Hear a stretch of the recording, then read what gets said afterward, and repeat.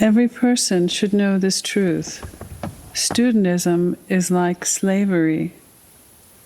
Studentism is feeling your master is God. Don't do that. It's a big crime. Love a master as a friend and as a brother. Give your thanks to him. If you have the bhakti way, then you can touch his feet. In India, thousands of years back, they found some supernatural things. It's being kept a secret. The masters don't release it to the public. Or even if they release it, they do not give the perfect guidelines to implement it. Students have nobody showing them how to drive the car. What good is a car, no matter how beautiful it is, if you cannot drive it? I know car driving. I gave the cars to you, the car keys to you. I show you how to drive. When you have a car and know how to drive, you're a new person. Instead of driving their own car, so many people say, Jesus is great. Shirdi Baba is great. Mother Divine is great. So what? Okay, they are great. So what? When will you become great like that? Do you want to be a slave forever and ever? Why are they so great? Why are you not that great? If you want to see the real thing, focus. The person who is making you focus is not God. He's a friend who came in your life bringing light to push you. On one level, he's a God to you. But the real God is what he experienced, what you are experiencing.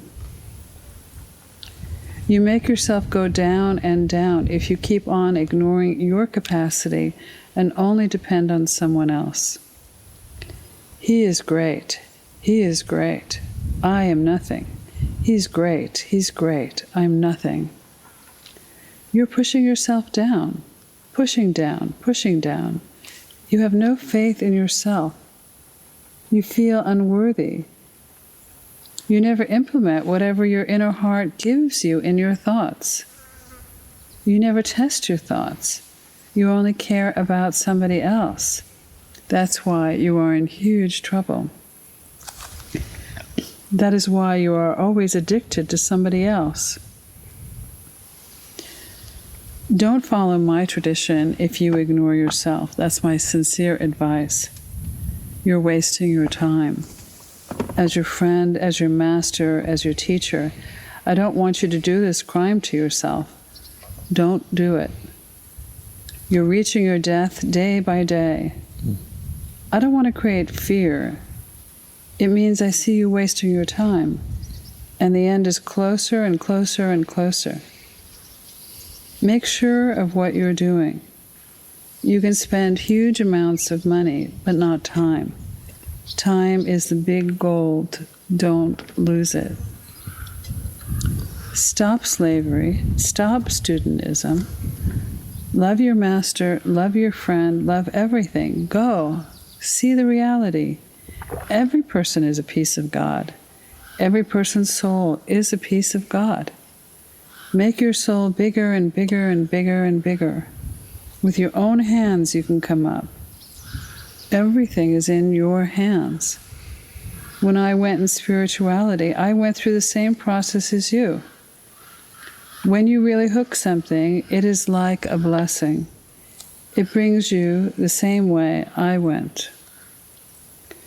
What I am changing in this creation is the way people relate to the Master.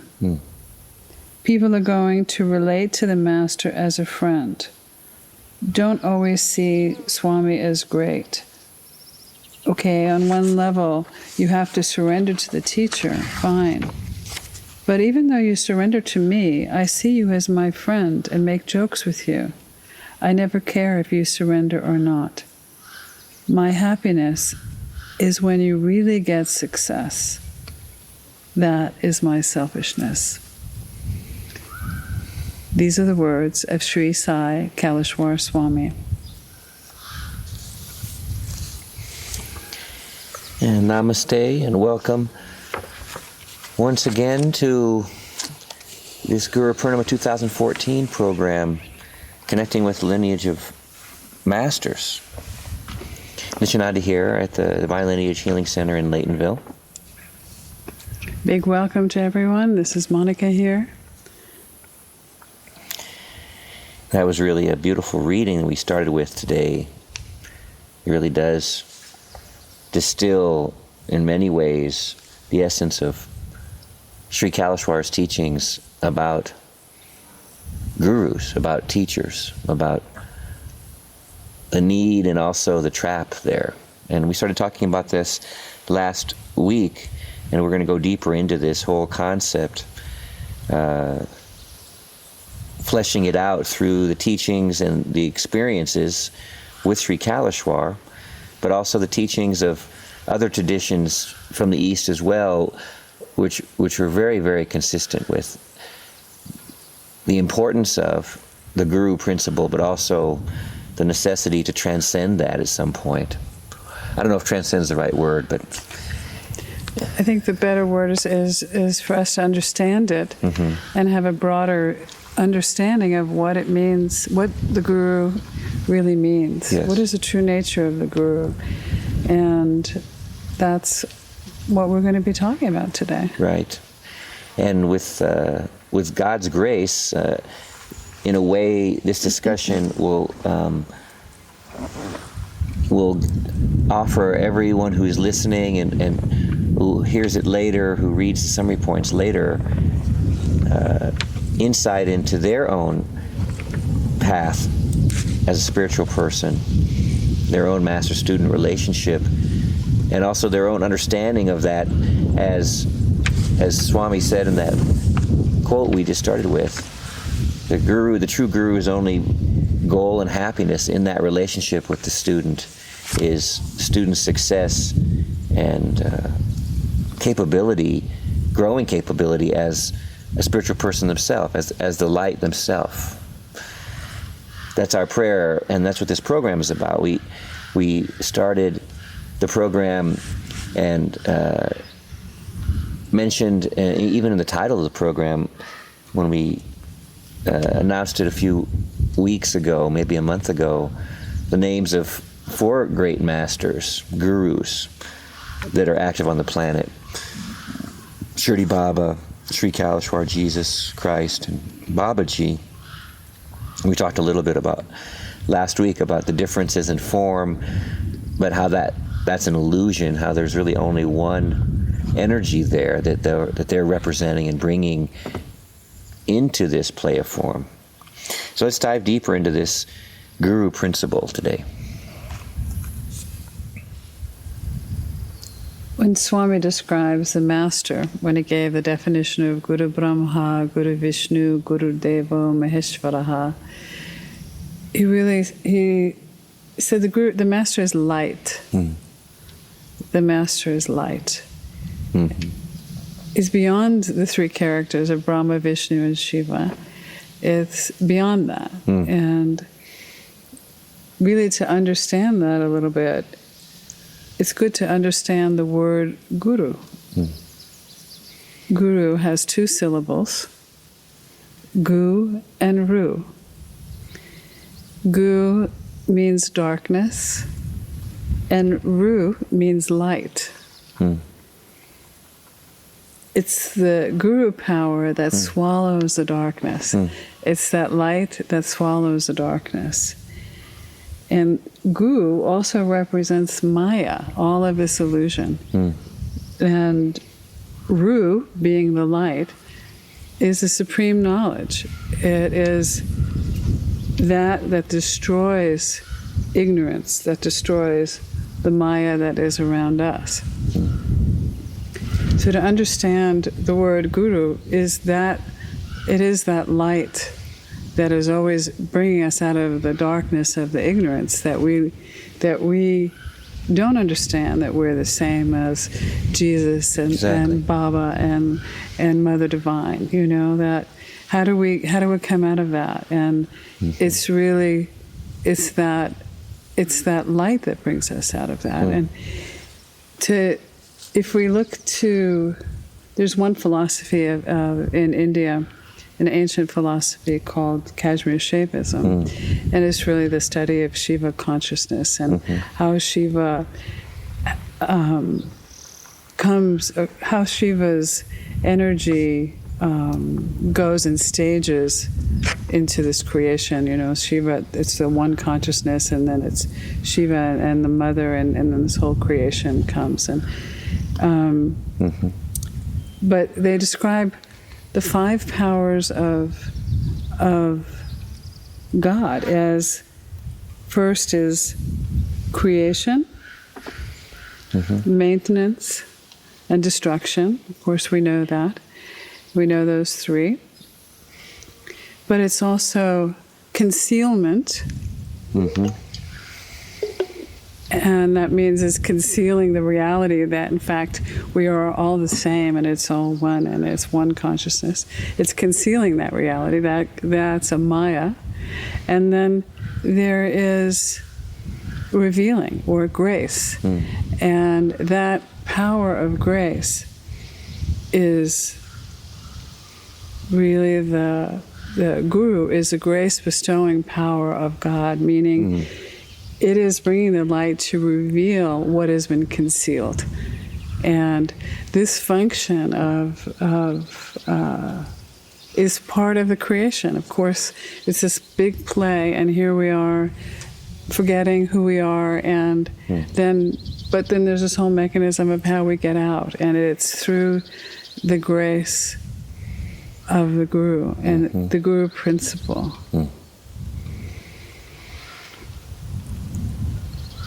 So when we start to look at the Guru, because today we're going to be exploring more of the nature of the Guru. I mean, it's such a big topic. Of course, we can explore this, keep exploring it, because as we evolve, we get in our relationship with that principle becomes more mature. We can, of course, go deeper and deeper into this incredible ocean, because the Guru is the same as God. That principle is the same as God, the same as the supreme reality. It's Satchidananda. It's the absolute. It's pure consciousness. And that power of consciousness that brings us out, that bestows grace and reveals what's concealed and brings us out of the darkness of ignorance, of our not knowing who we are, that is functioning everywhere at all times. And it is, once that power comes into our life, then our spiritual life really unfolds, and that's when we begin to see. Yeah, it's a fundamental principle in our spiritual tradition, in the Eastern spiritual tradition in general, in the ancient knowledge of the palm leaf books specifically, in Kashmir Shaivism specifically, in the teachings of Swami Kaleshwar, Shirdi Baba specifically, and that is the role and the need at certain stages in the soul's awakening in form as a human being. The soul is awakening to its true nature in a human life for the necessity of a guide, of a teacher. I mean, that opening quote put it really beautifully, and one of the things that helps me in this area is thinking just about human activity and behavior in general. I mean, the West in general, and for certain, my own life in particular, and I think the lives of many of the students of this knowledge now, we aren't raised with the concept of guru or teacher in that kind of respected way, in that highly valuable way in the West. We're independent-minded, don't tread on me, I'm capable, I can take care of myself. The concept of apprenticeship is still alive in all kinds of fields, pragmatically, but the value, the cultural value of the preceptor, of the teacher, of the guide, is less celebrated in the West than it is in the East, which makes it harder, more difficult for Western students to approach into these avenues of education, of spiritual education, and receiving grace. Actually, we'll get to that stage of the guru relationship. It's harder for us to approach it. When I first met Sri Kaleshwar, I had no concept or desire at all to take on a guru, and I would have been termed, if I had examined it with clarity, where I was coming from, really kind of anti-guru at that stage in my life, when in fact I can be very capable in different areas, but in every area that human beings are capable, with the rare exceptions of the savants, of the geniuses, the 1 in a million, 1 in 100 million, 1 in a billion human beings who somehow have that access to their capacity without someone else apparently awakening it. But for the rest of the 99.9999% of humanity, whatever it is we're learning, riding a bicycle, driving a car, becoming a doctor, being a welder, driving a piece of heavy equipment, cutting down a tree with a chainsaw, cooking a meal, we're constantly learning, and we are benefiting from the expertise and the guidance of others as a way to most rapidly and most perfectly master some art or another, some body of knowledge. And spirituality is especially important in that way, and it's especially important in the knowledge of the cosmic energy channels, the Shakti energy channels, the high octane spiritual channels, where through form, then we're reaching to the formless, but we're reaching through the experience and the knowledge of the power of God, the power of God's love. We need a guide. Even the name guru, when you were deriving that word, guru implies the darkness is present, and so the light is necessary to dispel the darkness. That means we're in the illusion, we're in the creation. Before there's duality, there's only light. And so the light can't know itself. One of the reasons this creation forms is so that God consciousness can experience itself through the illusion of form. So anyway, guru means Maya is there, and darkness is there, ignorance is there, lack of knowledge of the truth is there. But then the light principle, the Ru, is coming. It's the combination. As long as there's a creation, as long as there's darkness, as long as there's ignorance, there's a need for guru, for the guru principle. And it's just a powerful principle that I'm reminded, living now in the West full-time after living more than a decade primarily in the East, in India, Sri Kaleshwar's ashram, and traveling with him. I'm reminded now in the West, again, how one of the big obstacles to spirituality in the Western mentality is simply accepting that there's a teacher, that there's tradition, that there's knowledge, there's practices, there's something to be learned from, there's something to surrender to. And surrender here is not a bad word. And Swami even mentions it in that quote, Okay, yes, at certain stages you need to surrender. I needed to surrender to my anatomy professor to really learn everything I needed to know about anatomy, even though I could read a book, I could teach myself. But it was nothing like receiving it. And so that's a big obstacle. Now, everybody in this program has obviously overcome that obstacle, but as bringers of the light ourselves, as those who are carrying the light into the world, with the hope and the prayer and the intention to share it with others who themselves can carry and grow the light. That's something to recognize, is there's an intrinsic resistance to the concept of guru that we just need to acknowledge and overcome. And I think as we go on today's discussion to talk about more of the nature of the physical guru, and then the guru principle, that immortal principle that's always bringing us out of the darkness, we can see how we get caught up. We bring our illusions to the relationship with the master, and the physical master, and actually for us to move on in the stage in our own evolution and stages of enlightenment, we need we need to gain understanding of that, because otherwise we're stuck. So we will talk about that. I mean, we have to give absolute benefit of the doubt and poetic license to those who we are learning from, who we are receiving relief and release and grace from. We have to, at a certain point, take on that as teacher and learn from it, versus understanding in advance what is happening every step of the way. That's not a teacher, isn't it? When we, as Swami said, when his students started to understand what he was doing, then he said, use the third degree. He had to change it. He had to make it, because the whole point is leading us not deeper into an understanding of Maya. Even though we do learn about Maya consciousness, we have to understand Maya consciousness, but it's to lead us out of that, and that means it has to lead us into new ways of thinking, new ways of perceiving, new kinds of experiences.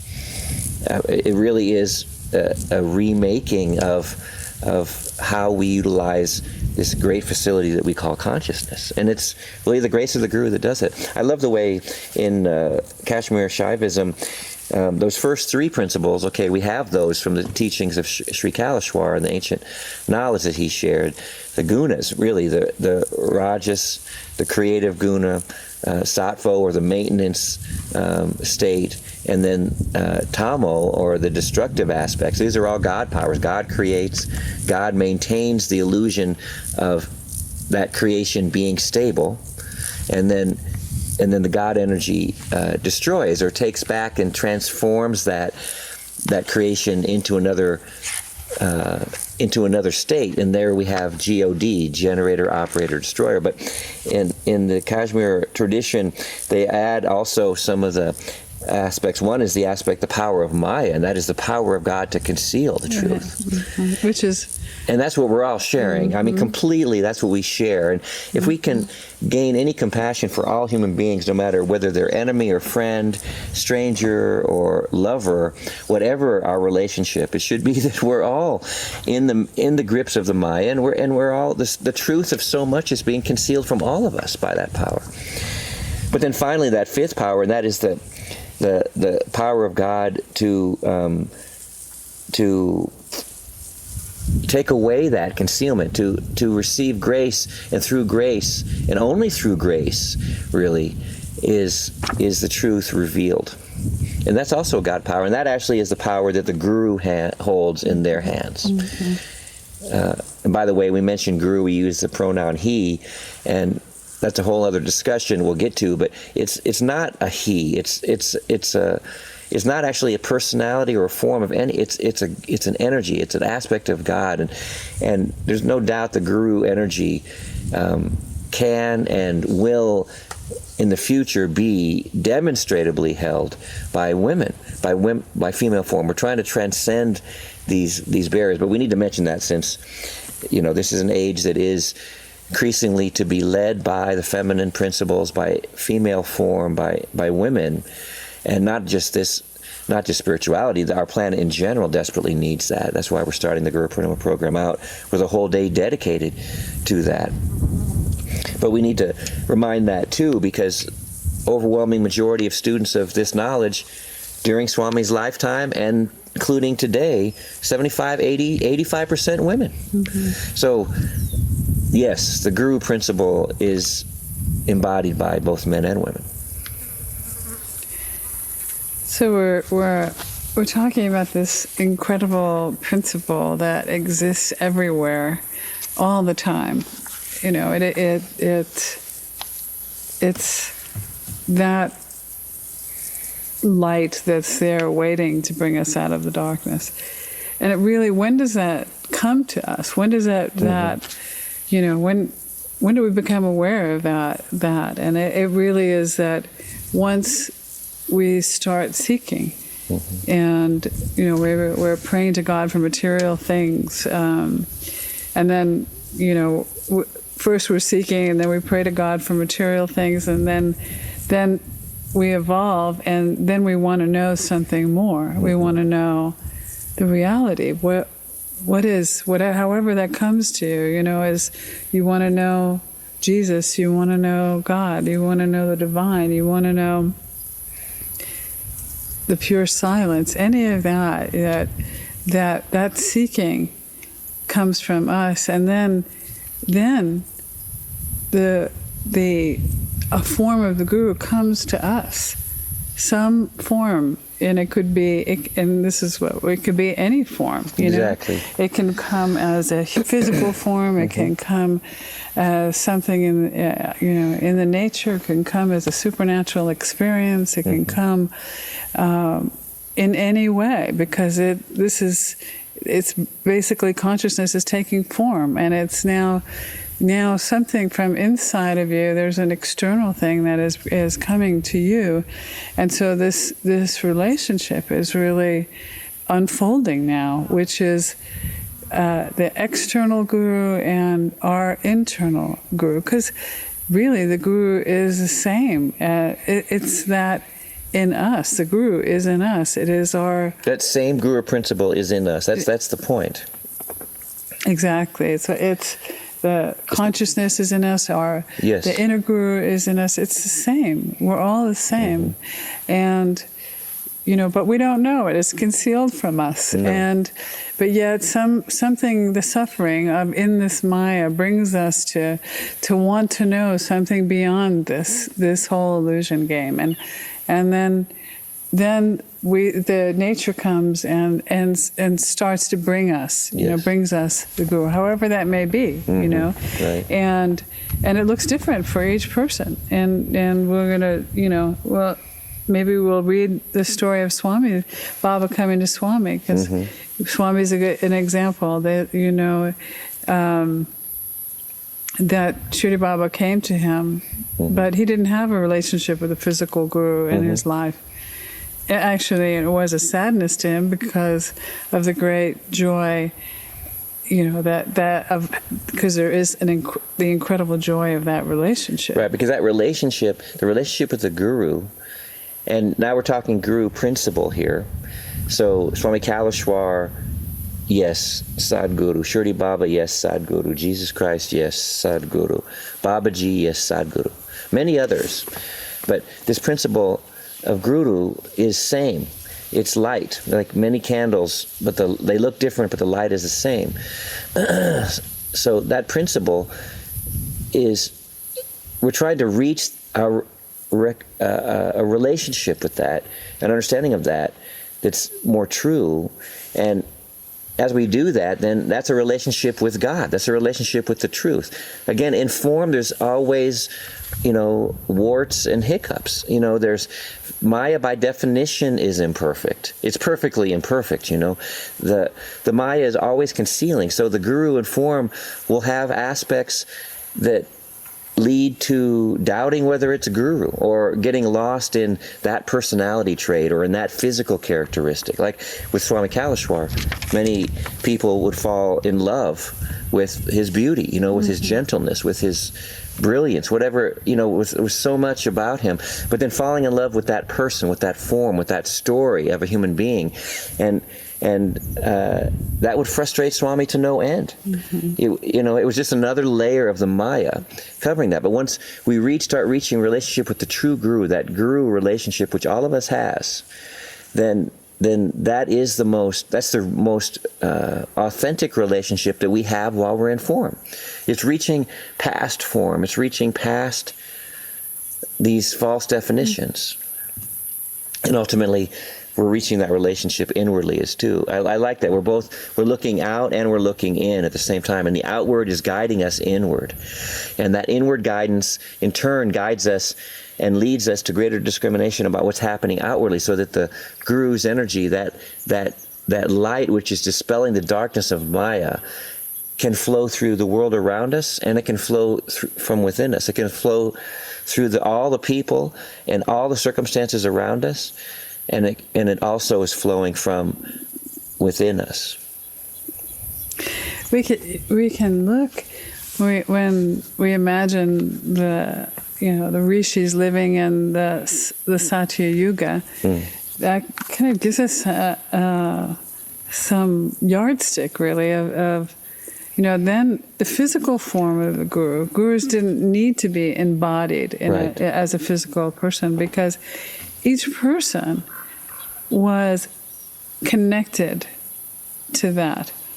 They sharing the same consciousness, aware of that consciousness, aware of that everywhere. And they were living in that while in the body, and then they were, doing all these divine works on the planet. But they lived in that state of unity, and that they were themselves vehicles. Everyone was a vehicle of that energy. And that's really...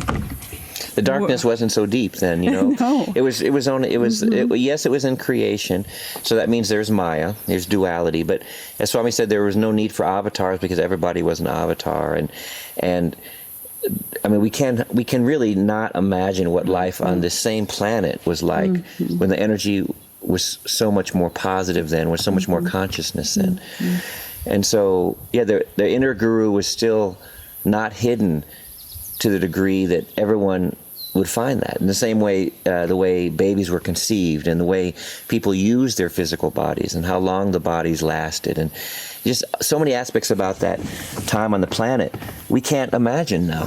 But it's good to know about it. It is good to know, because this is the knowledge that we're practicing, the Saptarishi channels. Exactly. We're practicing the same knowledge that they practiced then. That's actually an interesting point. So that's what we're doing, and that's what bringing about this awareness for each person, and then the tools of how to. Like Swami said, okay, he's breaking this thing in this creation that we look upon the master in this kind of in this way. Oh, you're a god and I'm not. Right.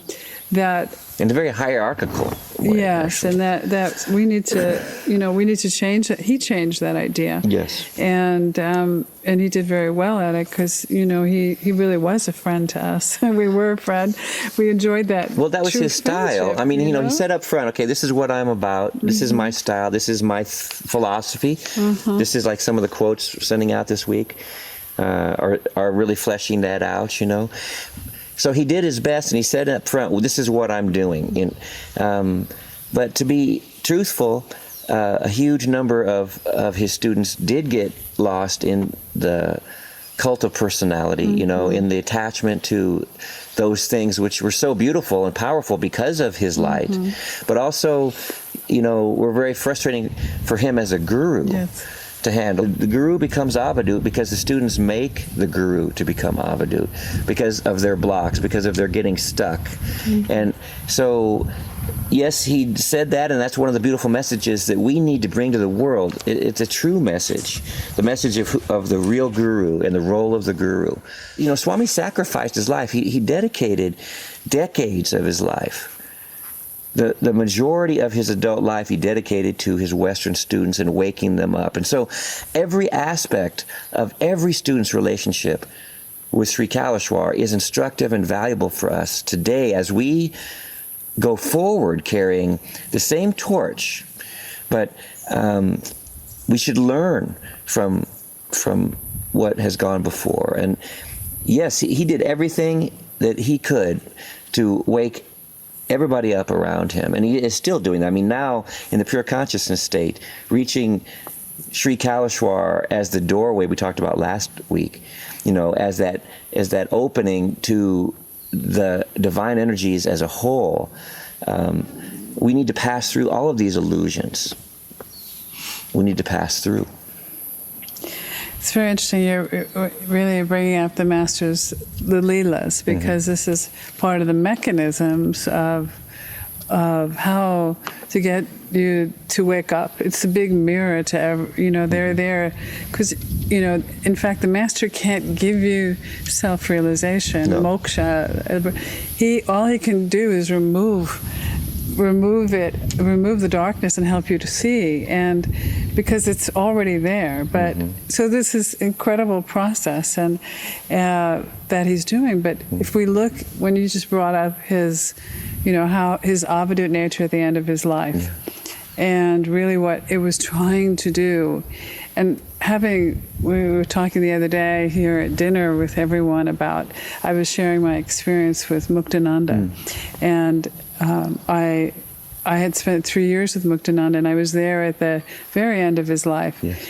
And where he became very avadut in the same, not in the same way, but in his own way. They all have their own styles. Fully avadut, yeah. Fully avadut, you know. So he, this really threw a lot of people, and yet you really for if you had real discrimination, you could see he was pointing to something. He was trying to destroy a structure and show another way through his behavior. And some could see it and some couldn't. And watching Swami as he was going into it, really in the last year and a half, where he became very, very avadut, it was the same way. He tried to destroy all those kind of belief systems and structures, and or show that darkness in that there's different individuals, and we're stuck in different kinds of darkness. Illusion. Exactly, and just behaving. Doing what, I mean, like it's a last shot. Okay, I'm trying to show you this. I mean, the guru is a big mirror. We talked about that. The nature as guru is a big mirror.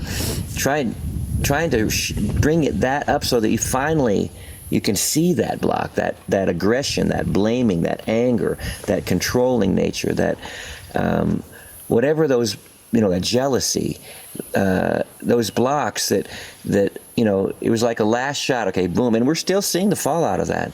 We're still seeing. I mean, Swami said this straightly. He said people will argue over my life and the meaning of my words and my techniques and what I was really doing and what I really said for hundreds and hundreds of years to come. Already it's starting.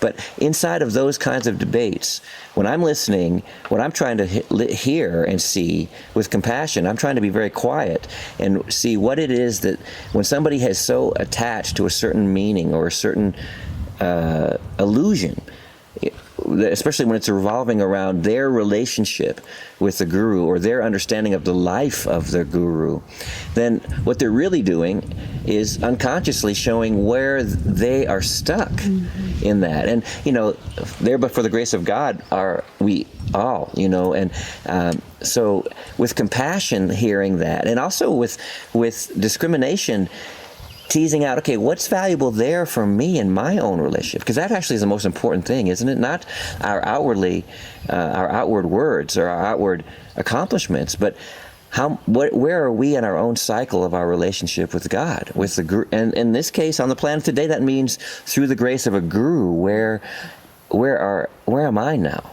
That's the juice that will really yield growth, development, and awakening in each of us when we were taking care of our own process that way. One of the very last things that Swami said was that beautiful evening outside the Dwarkamaya, in which it was you and Chinello and Patrick at the fashion show. We did, that's another story. That's another story. Maybe that's an in-person story. Right. But it's a beautiful story. And Swami gave, he gave this, because he had us watching in the final days of his life, he had us watching his early Jesus interviews that Philip and I did with him, and the stories of the masters and their leelas, Raghavendra and Tulsidas and Sri Manjanata. And Sri Manjanata, right. And then he said, he pointed to that as, look at, how do you watch these things? Look at the leelas of the gurus. What are they doing there? Yeah, think deeply about that. Right, and some of the behaviors in these stories are just outlandish. Exactly. And yet, okay, what is really going on there? And it really was, again, they left that to awaken, and hear all of the leelas to understand that this incredible, divine, infinitely loving principle of the guru, that force is flowing through the master, always trying to bring you into to keep you going, and it never leaves you, never ends, no matter how stuck you are in whatever illusion, no matter what things you ever do and have done and will do, never leaves you, and is always trying to guide you through and make returning you to that principle. see. The guru exists to dispel the darkness, period. Everything about the relationship, everything about it, like you said, including now our guru is in Mahasamadhi. Many people are studying this knowledge and will in the future dive deeply into this knowledge, who Swami Kaleshwar will be, a set of pictures and people's stories.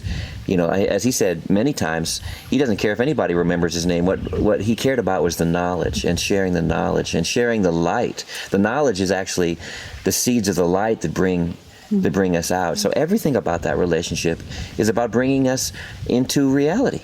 Just every single aspect. When we attach blame, when we attach whatever blocks there are, jealousy, left out, whatever the blocks are that are still running in people's master-student relationship, then that's just darkness that needs to be dispelled. That's all it is. And we all, the Maya, when every baby comes out into this creation, the Maya covers it. And it just keeps covering it. There's not a soul, whether it's an avatar or a new soul, a perfect soul like Jesus, or a soul that's been through countless lifetimes and is just working out their karmas lifetime after lifetime. Same exact mechanism comes out of the womb into the creation, covered with the Maya, and this should help us to be compassionate with ourselves and the darkness which is still plaguing whatever that might be, and when we're in relationship with others and judging, especially when we're in relationship with our guru, with our teacher, and making comments there. I mean, that's just Maya compounding interest on top of Maya when we do that. Well, if we find fault with the master, really, no matter what their personality is, because it doesn't matter. When you're in a physical body, automatically that limitations, yes, you have things that are not perfect. Mm-hmm. That's the nature. That's nature. You'll get sick, or you'll be irritable, or whatever it is. Mm-hmm. And so not to look at that, not to be identifying with that personality or the form of the guru, because that's transient, and that has all its different qualities that any human being will have. But really, we have to always recognize that the real thing there is that energy that is flowing from the master to you. Mm-hmm. And that if we keep that recognition, then we don't get caught up in things like, if we're finding fault with the guru, what does that mean, really? It means you need to clean your lenses, because that fault is either some of your own impurity that you're not recognizing, you're putting out there on outside. Yes. Or it's that you're not recognizing the Leela that the Master is giving in your life for you to wake up. Mm-hmm. You're really holding this thing in the wrong way. Mm-hmm. And that's really one of the beauties of the Avadut lessons. We know the Avaduts. We talked about Swami or Baba, how Avadut he was, or as I explained, my experience of seeing Nityaananda in the end that way, that these are only tools, sometimes extreme ones, to make you wake up, like demonstrate something to you, but you have to see it as that. And as soon as you start to see that, you can really get the nectar from what the divine was trying to give to you through that embodiment of the Master. It's so interesting as we're talking, because it's this human form, and that relationship is, that all the interactions that go on with that, and it's also this divine principle that comes and uses that form. Exactly. You know, they're embodying it and they're using it, and they are a vehicle of that energy. And you know, I've heard it said by the masters, a beautiful master, that they don't have a choice over it. There's sometimes they see someone and they want certain energy to go to them, but the energy won't go. But then another person will sit in front of them, and the Shakti just comes right through them and gives it to them. They are the servants of that. You know? And so this is to recognize that is flowing through, you know, through this form of the Guru, and it's also flowing through each one of us. Exactly. You know, and all of nature, and that's, you know, why we look at our sankalpam. We should just let's remember our sankalpam right now. You know, read that because this is so much the stage that we're at now, the Guru Parampara stage. Bless me to recognize the masters everywhere, in all of nature, in each person, and in the silence of my own being. Yes. So there's that external guru and that internal guru. I mean, these are some of the main points of today's teaching, recognizing, and we're really able to get to this place quite deeply esoteric, but by everybody's grace, we're able to reach this place together in the pure consciousness and the relationship of the nature, the father and the mother within the nature. The Guru's consciousness is available externally, and as you said, it comes in all forms, any form. It can come in any way. It's really, the nature is acting there as a mirror towards the readiness of the individual soul, the longing, the desire, also the purification, and many factors that we don't even know that go into what makes a soul ready to receive the grace and the guidance, to interact, to come into relationship with the external, with the Guru as an external form. Baba said all the time, and he still says, and advises, hey, I am in all things. You know, you see me in all forms. Recognize me in all forms. If you can't recognize God as the formless, then worship God as my form. But he never said his form was God.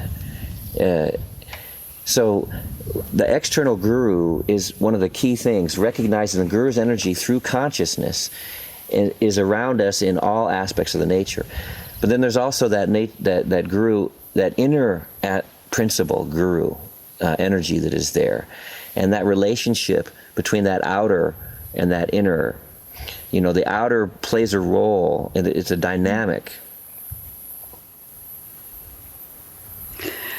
You brought up Baba so beautifully there, of, you know, that he was trying to teach us, you know, demonstrate through his leelas that, you know, he's in the cat that goes to, you know, to visit the family that he promised to go see. He was there in the cat. How many times did he demonstrate that? You know, he was there, in the beggar, in the cat, and the dog, and this was the highest teaching he was giving. I am everywhere, and I am with you, and see me there. Exactly. And you know, then sometimes he will, you know, his unique characteristic is that he does show up in physical forms as well. You know, in a body, and he's given that. You know, he gives that experience. Like, that's one of his, I could say, his unique personality characteristics, and what he set up. And well, who knows? Yeah, it's a mystery what Baba is doing. Let's just say, but okay, it's his, we can say it's one of it. You know, and we get to enjoy that because we get to experience that, you know, in our lives very, very much. And actually, this would be a good time for us to share that story of how Baba came to Swami the first time. Yeah, let's do that. And also another great thing about this story, to my reading right now at this time, is the model it is for our relationship with the Guru too, because Swami, our whole time with Sri Kaleshwar, and his whole life, that form of the Guru, which that soul, that divine soul, is so linked to, which we call Shirdi Baba, we call Sri Kaleshwar one, and we call Shirdi Baba one. They have countless lifetimes, countless different relationships in different lifetimes, but that soul union there is immortal. And so for Sri Kaleshwar's entire lifetime, 1973 to 2012, that form of the Guru was not in physical form as an incarnate life.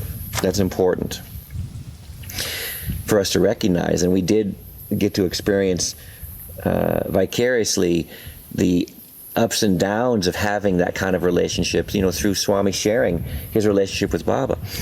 The first time I met Swami, he told pretty much this story. I had gone there to learn something about healing techniques. Then he's suddenly talking about his master who took samadhi in 1918, and then to the end of my relationship with Swami, he talked about his master till the last night of his life, sitting with him in his office and in his Jesus temple. He was just as present and interactive with his master Baba at that time as he was at any other time. I mean, the focus, and this is really one of the key things, this inner and outer. The outer Guru is helping us to focus our attention on the inner Guru. And we constantly need that reminding. We're constantly deceived and distracted by our own illusions, our own self-illusions. I am a man. I am a doctor. I am a husband. I am a friend. I am whatever. I am happy. I am sad. Whatever we're telling ourselves about who we are, these are all illusions. The Guru is constantly directing you towards something which is more true. So anyway, let's go to this. This is from the Divine Mystery Fort. But I just wanted to add this one thing here you were saying, because Swami still had that relationship with the living Guru was ever present for him. Mm-hmm. And it was that energy of also, his relationship. Of course, Baba still was a unique aspect of that energy. Yes, you worship the Mother, or you worship Jesus, or you worship Sri Kaleshwar or Baba. Mm-hmm. Whatever form is, you have some unique draw to. It's all the same, but that relationship was so alive for him. Mm-hmm. And even though he wasn't in the body, Baba wasn't in the body, it was as vital as if Baba was in the body. And that is also for us too, to understand that we're in that living relationship with the Master now. Exactly. And that's the most important relationship in our life. And the most fun and the most extraordinary. Mm-hmm. It just keeps going and expanding. Yes. So here from Divine Mystery Fort is Swami's recounting of his first meeting of Shirdi Baba in his life, in that lifetime. In my ashram, there is a 6-foot marble statue of Shirdi Baba. He's a big boss. Yes, really, he's a master of the masters, a supernatural soul, a very supernatural soul. In my life, I had a lot of practical experiences. I will tell one story. When I was 14 years old, I had no faith in God. I was playing games, riding the bicycle, swimming in the river. That was my nature. It was a very hot time, summertime, examination time in my classes. I was studying in the 10th standard. In each subject, I got 92 or 95 marks. In my classroom, I was the first boy. I was first in the class. So I was studying in an old temple shed, a good peaceful place to prepare for my examination, even though I had to ride my bicycle 2 kilometers out of the village to the temple ruins. Every day an old man came to the temple. He was an old man, and he didn't walk perfectly. He was very old, with a beard, with a cloth, carrying a bag, a begging bowl, and 1 stick.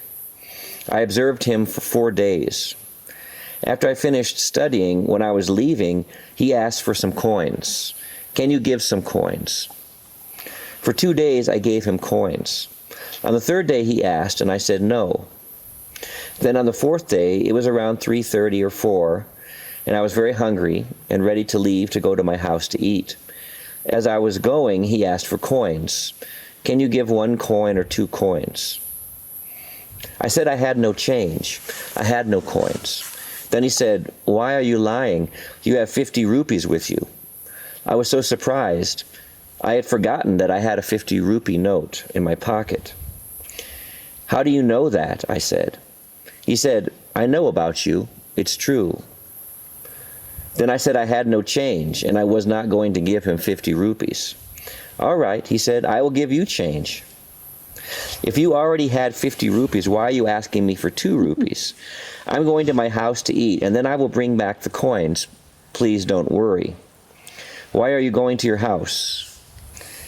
I said, to eat the food. I'm very hungry. He said, I'll give you food. I said, no, I don't like your food. He said, you don't like my food? It's very tasty. Then he opened his bag and brought out his begging bowl. The food was very spoiled, 4 or 5 days old. I asked, why are you eating this food? That's why your health is so bad. I'll bring food from the house, don't worry. Then he looked at me with tears in his eyes. I said, what happened? No problem. Don't worry, I'll bring you food in half an hour. Tomorrow is my examination. He said, tomorrow is your mathematics. Tomorrow your examination subject is mathematics. I was surprised. I told him, maybe you've been observing me these past 4 days. Maybe you saw everything. How can I know that? I'm Shirdi Baba. Shirdi Baba, I was hearing his name for the first time. It was the first time I had had introduction to a spiritual master in this life. Okay, I said, anyhow, I'm going. No, he said, you eat this food. No, it's very spoiled. Then he took his stick and tapping his begging bowl, tapped it 3 times. The food was steaming, giving vapors. I was surprised. Then I felt afraid. Who are you? Why are you doing this magic? He said, I'm a master of magic. Each word he said was very deep. Each word he said was very deep. At the time, I was very anxious to go to my house. The next day was my mathematics examination. It was a very difficult subject, and I needed to prepare since I had much confusion. But that old man caught me and pulled me into a discussion. Then he said, just taste my food a little to see if you like it or not. And then if you still want to go to your mom and take food, you can. Then he put just a small bit of food in my hand, and I tasted it. It was very beautiful, very tasty. After his food touched my tongue, he attracted me. He made 2 spoons with his hand. I ate 20 or 30 times from that bowl. Then I was full and went just 20 feet to the water tap to wash my hands.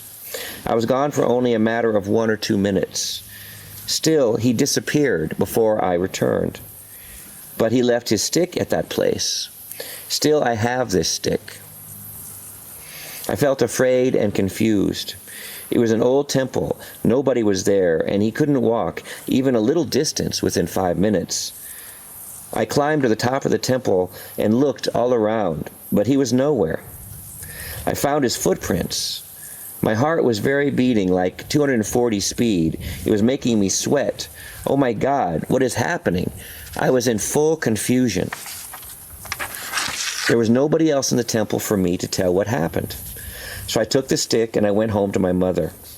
I told her my experience. She said, maybe you dreamt it. You had a dream. You see this stick? She just said, oh, you're always silly. When I was writing the examination the next day, I heard his voice. His voice came directly to my ear. Again, I was writing. Again, his voice was coming. He said only, how are you? How are you? After that, I went to a priest and said, One old man made magic on me. He's talking in my ears now. What happened? Is it good or is it bad? The priest didn't believe me.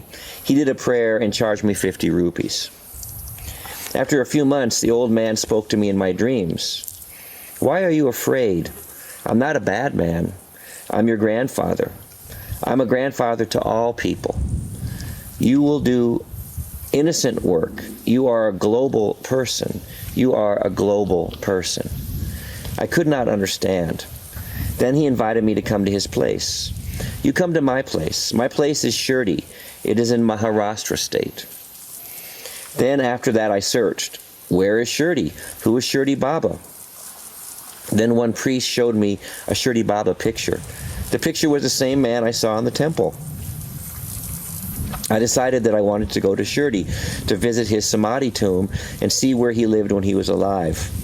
I found one group was going to Shirdi by tour bus. My mom was not giving me permission to go. For 2 days I made a strike in the house. No eating, no water. I said from my bed, no, I won't eat. Give me permission to go to Shirdi and then I'll eat, after you give permission. Why do you want to go to Shirdi? My mother said. It's a spiritual center. Why are you going to Shirdi? Why do you have such a strong desire? Okay, go. Then my mother gave permission so I could go to Shirdi. When I stood in front of Baba's tomb in Shirdi, he said in Telugu, I've been waiting for you. Now the right time is coming. I've been waiting for you. It's true. I was just standing in front of his statue and he spoke to me. From that beginning to now, I am just an instrument of the divine. Sometimes I'm praying, why are you making me do very hard work? It's too much hard work. I'm not giving good service to anybody. Then he just says, it's enough. Nobody can get it any at one time. Try your best. Do hard work. Do hard work.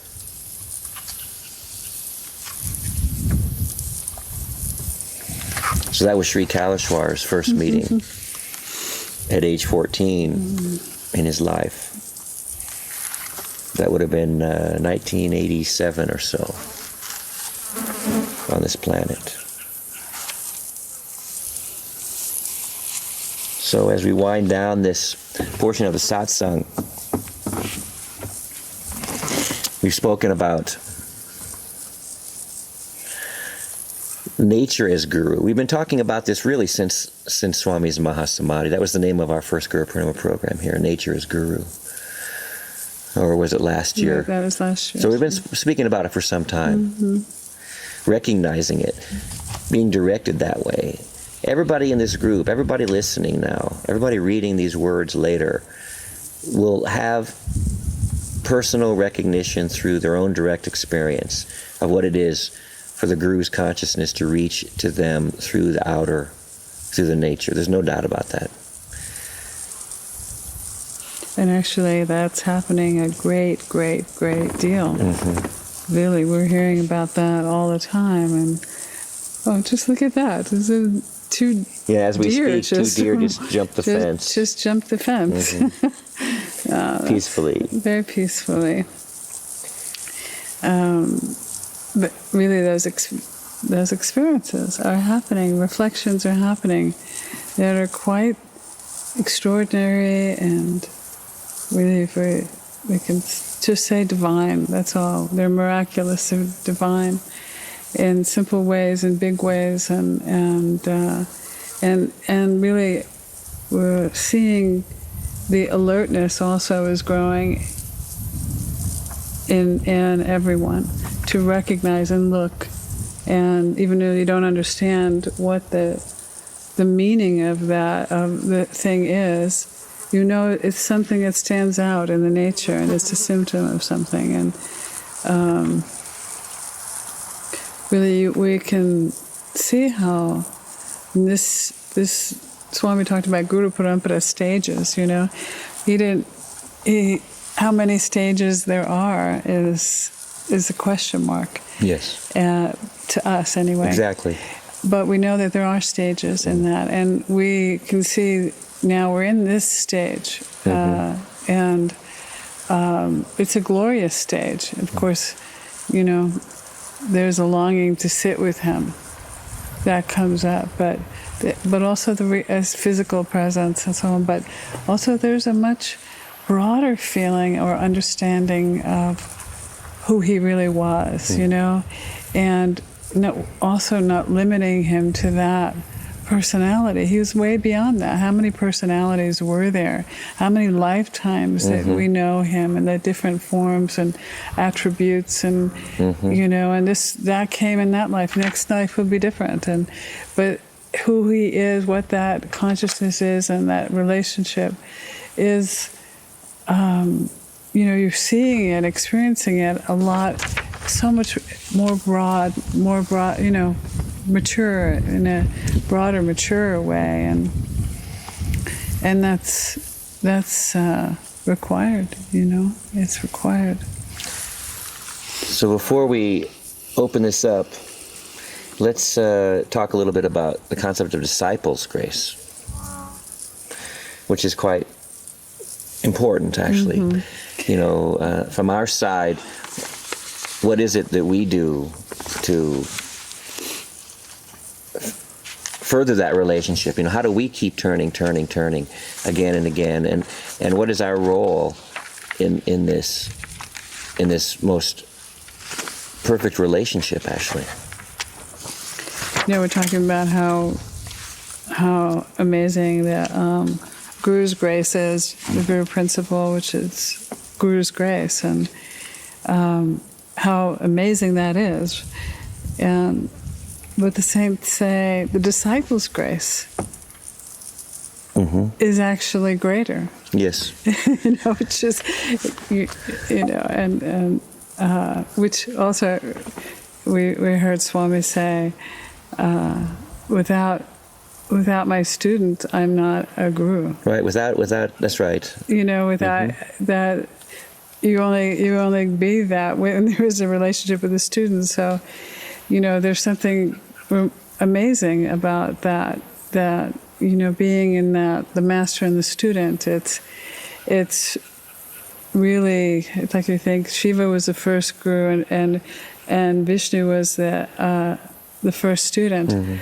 Well, they're both great. Exactly. You know, so you know, there's the appearance of otherwise is just is a play, and that really to recognize our role to bring. We're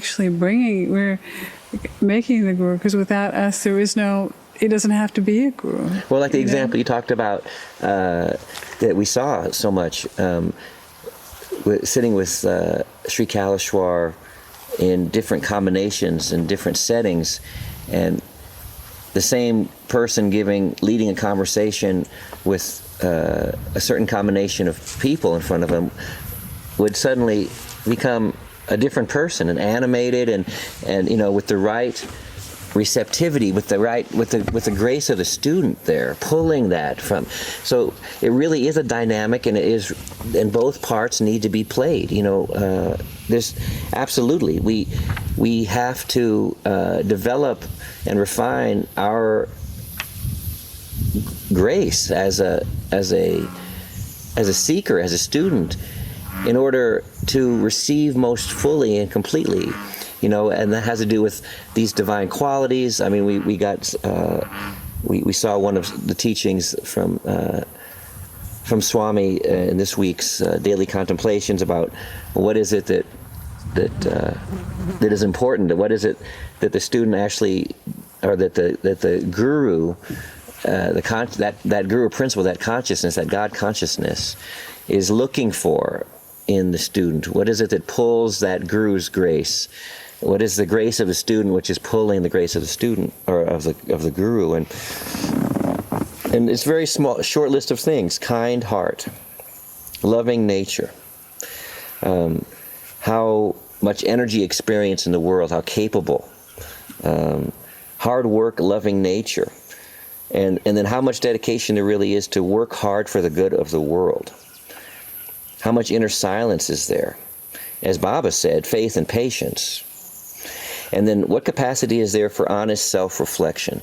This is a small handful of things that that are in our hands to develop, that brings the Guru's grace into our lives.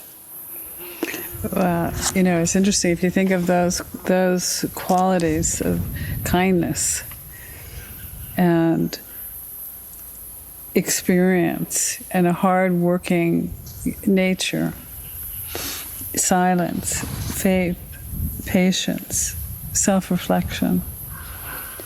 That if we are really embodying that, doing our best, right? You're really trying, you're doing your best.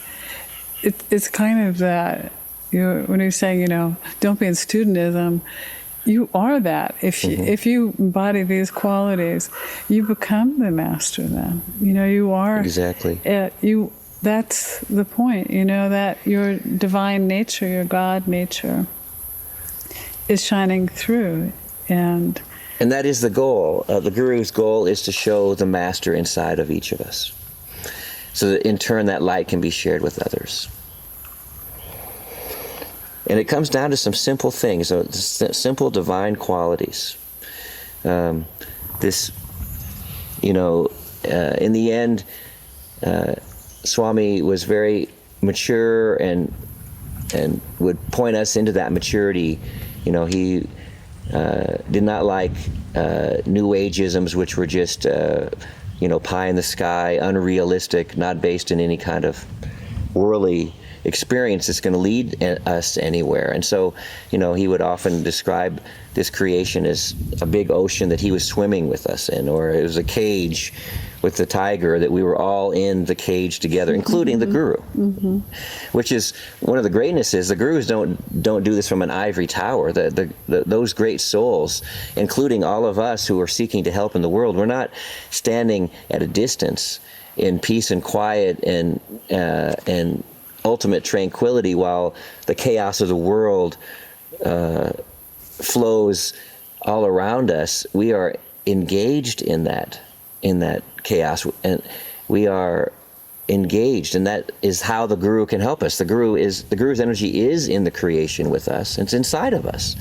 But I remember actually this, as you're speaking, Swami said this to you and I think it was probably 2008, and this is when he really started us working together on the Dharma, and really put us in a huge process with that. And then he said, now I'm throwing you guys, putting you in a little boat and throwing you, you're really right. going out in the ocean. And I had forgotten that.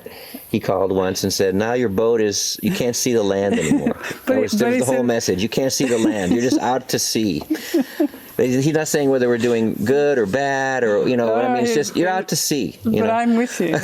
He said, I'm in the boat. I'm in the boat with you, and that's really that's the master. He's in the boat with us, and so I'd like to close on this quote, because it's about being in that. This is a quote from Sri Kaleshwar. We are all in the middle of the ocean swimming. The master can throw a life jacket to help, but you must do the swimming. The student must keep swimming means keeping on with your inspiration, hard work, and Dharma. Swimming means love for God, for knowing God, and for understanding God.